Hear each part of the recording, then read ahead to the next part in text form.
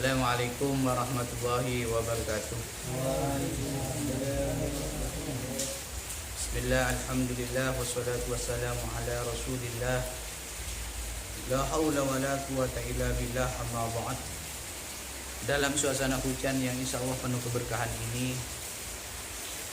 kita bersyukur kepada Allah Subhanahu wa ta'ala dan masih diberikan nikmat sempat hadir di tempat ini, nikmat untuk istiqomah berzikir kepada Allah. Turunnya hujan ini turun juga rahmat Allah. Karena sebagaimana yang sudah saya jelaskan bahwa salah satu doa yang mustajabah ketika kita lantunkan adalah ketika hujan. Jadi kalau hujan itu sempatkan berdoa. Karena saya yakin, karena kita yakin, saya yakinnya bahwa doa kita mustajab sebagaimana yang sudah dijelaskan oleh Rasulullah di dalam hadisnya. Ya. Jadi doa ketika hujan ini salah satu doa yang mustajab. Orang berdoa itu tidak asal-asalan berdoa.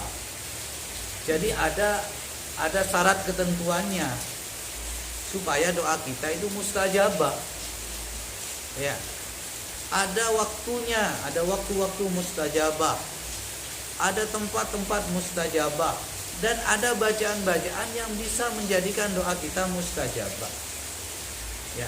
Juga kita harus tahu atau meresapi makna dari apa yang kita doakan sehingga hati kita bisa hadir ketika kita berdoa. Banyak orang berdoa tapi pikirannya kemana-mana. Banyak orang berdoa tapi kosong. Mungkin dia juga tidak paham apa yang didoakan. Maka dari itu, kalau saya memimpin doa, khususnya ketika kita beristighosa di malam Jumat ini, saya juga campur doanya, ada bahasa Arabnya, ada bahasa Indonesianya. Doa bahasa Arab itu penting juga karena kita tabarukan. Karena doa yang kita baca adalah doa yang berasal dari Al-Quran. Doa yang berasal dari doa Al-Quran itu adalah doa yang afdol karena redaksinya berasal dari Allah Ta'ala. Seperti doa Rabbana atina fid dunya hasanah wa fil akhirati hasanah wa qina adzabannar. Doa sapu jagat. Doa yang banyak kita baca. Mungkin menjadi satu-satunya yang kita hafal.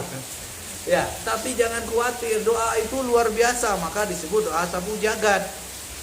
Isinya secara global minta kebahagiaan di dunia dan di akhirat. Bahagia dunia itu penting. Ya, karena sejatinya yang kita cari juga kebahagiaan. Jangan cuma di akhirat saja, dimulai dari dunia. Bagaimana dunia kita itu menjadikan kita bahagia. Kita bahagia di dunia. Ya, orang bahagia di dunia itu banyak kategorinya. Ya, boleh jadi hati yang tenang itu menjadi parameter bahagia yang utama. Tapi juga yang lain juga kadang-kadang juga menjadi sarana pendukung bahagia. Misalnya kita punya uang. Kalau kita tidak punya uang, kadang-kadang kita susah kan? Tapi kalau kita punya uang, kadang-kadang hati kita menjadi tenang. Kemudian timbullah rasa bahagia. Punya istri yang solihah, itu membuat kita bahagia. Ya, punya istri tapi gerbis. Ya, punya istri tapi tukang manglo, suka cemberut, itu dah hilang bahagianya. Walaupun cantik istrinya, tapi mengosokan, gerbis, mendelikan, tak kira bahagia.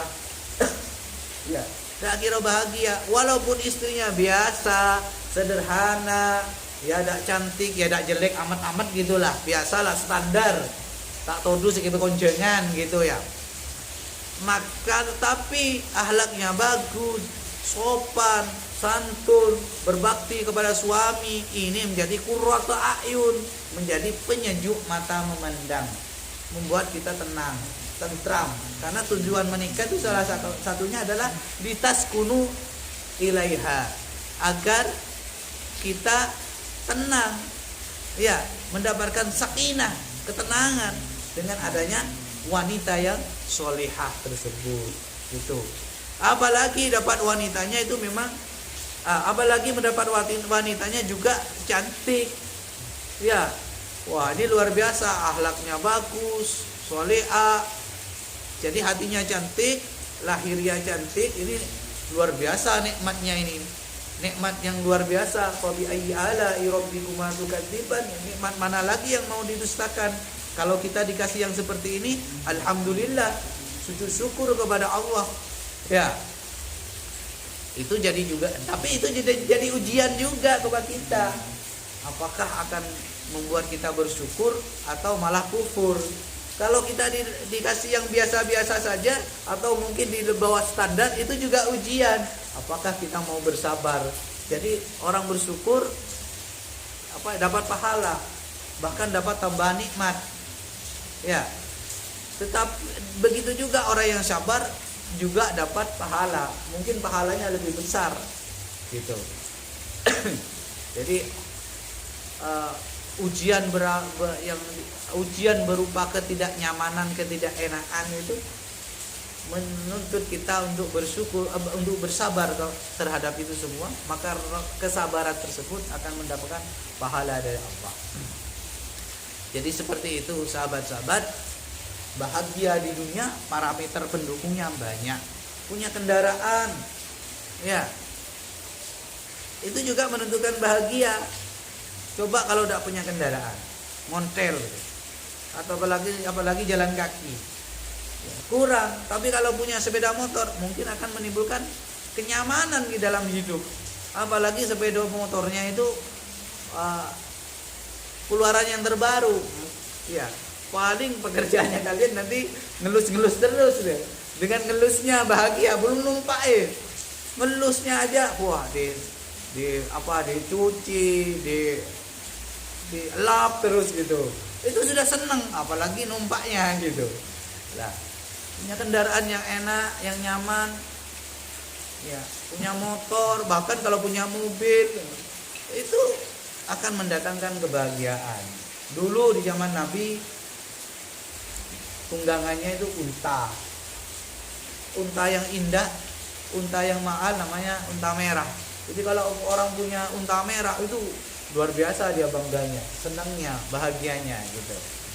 Lah, begitu juga kita punya rumah yang layak, yang kokoh, yang nggak bocor kalau hujan misalnya, ya, yang nyaman kita duduk, yang bersih gitu, yang melihat dindingnya, melihat lantainya, atau perabotan yang ada di dalam membuat kita senang dan bahagia, tak dus-nudus, itu juga menjadi parameter bahagia. Punya lahan pertanian, punya sawah yang lebar, kebun yang luas, apalagi lagi menguning padinya, lagi menjuntai buah-buahannya, itu juga mendatangkan bahagia. Ya. Lah, itu bahagia di dunia. Nah, itu perlu kita dapat seperti itu. Ya, kalau tidak seperti itu kita ya kurang rasa bahagianya. Karena tuntutannya dari doa itu, karena harapan dari doa yang kita lakukan, Rabbana atina fid dunya hasanah. Ya Allah, berikanlah kami di dunia kebahagiaan. Walaupun sejatinya kebahagiaan itu di hati. Orang makan nasi dengan tempe, tapi tak tokaran pasangannya. Ya, walaupun di gubuk yang terbuat dari batang bambu, tapi suasananya enak di situ, di keluarga itu, maka bahagia muncul. Ketimbang makan di restoran, tapi tokaran, tak nyaman makan. Bila ban sate, ban minuman, tapi atokar ban bini, tak bagus, tak nyaman, jadi tidak enak makanan yang dimakan. Jadi memang parameter bahagia yang utama itu ada di hati. Dan kalau kita ingin tenang, ingin bahagia, salah satunya ya banyak kali berzikir kepada Allah. Ala bidzikrillah tatmainnul qulub. Ingatlah bahwa berzikir kepada Allah itu akan menenteramkan hati. Kalau hati sudah tentram, maka bahagia. Maka kalau kita lihat para ustadz kita, pada kiai-kiai kita, lihat hidupnya tenang, tentrem, wajahnya sejuk, teduh, cerah, ya. Ya, bahkan tangannya mungkin empuk, bagus. Kenapa? Karena mereka itu mengamalkan zikrullah, selalu berzikir kepada Allah, kemudian mendatangkan aura atau cahaya nur dari Allah. Nah, itu. Kemudian wafil akhirati hasanah. Ya, ini juga di akhirat kita bahagia, tetapi perlu diingat bahwa dunia itu, kata Gus Baha, itu lebih penting dari akhirat. Kok bisa dunia itu lebih penting dari akhirat? Karena kebahagiaan akhirat itu ditentukan dari dunia. Kalau di dunia ini kita tidak sholat, kita sering bolong-bolong, maka belum tentu di akhirat kita bahagia. Boleh jadi tidak bahagia. Jadi yang menentukan di akhirat itu dunianya. Kalau di dunia kita ini menjalankan perintah Allah yang wajib semua, apalagi yang sunnah, kita sering sedekah, sering berbagi, walaupun seteguk air, maka di akhirat itu akan membuat kita bahagia. Walau sedekah satu tegukan air atau satu gelas air.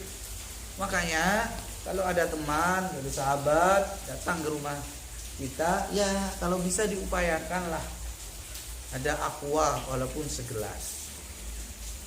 Ada, apalagi pas datang secelang, pas datang masih ngokos, wah ini sederhana, mungkin nilainya kecil dalam pandangan manusia, karena yang datang benih susu, benih soda, ya, tapi cuma seceleng gitu, tapi secangkir.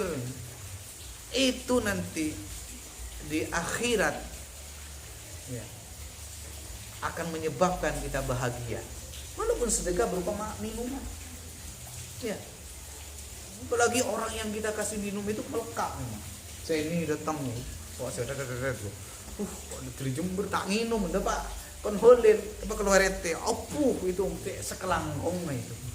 Pas boleh keluar durin, aduh gitu. Itu kertekan hatinya itu luar biasa.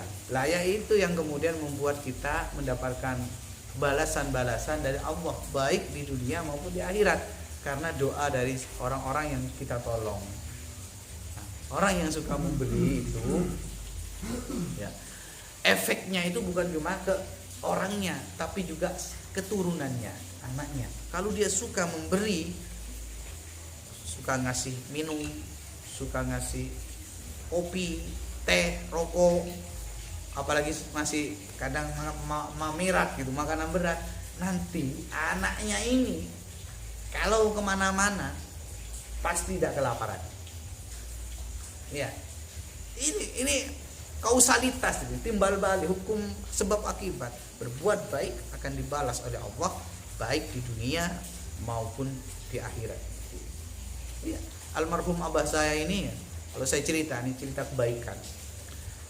Saban pagi itu kalau ada tamu, dari seingat saya, dari saya masih kecil itu sampai saya sudah berkeluarga, itu sering banyak tamunya abah itu kalau pagi. Kadang tetangga, kadang saudara datang, ya. Dia buat kopi sendiri, karena Umi itu ke pasar, ya. Buat kopi sendiri setiap pagi, karena dia juga suka rokok, sedekah rokok, ya. Sederhana, dan suka ngasih ke orang, ngasih makan, ya, ngajak makan bareng, apalagi ke sahabat-sahabatnya, ya. Karena memang juga dari mbah juga seperti itu, sering ngasih makan ke teman-temannya abah dulu ketika masih ngaji sekolah di MI, kan dekat dengan madrasah. Lah, itu ternyata efeknya bukan cuma ke beliau. Saya itu di mana-mana sejak saya mondok sampai sekarang, itu jarang-jarang saya itu, kalaupun pergi jauh kemana-mana, itu selalu banyak orang yang ngasih gitu. Entah minum, entah makan.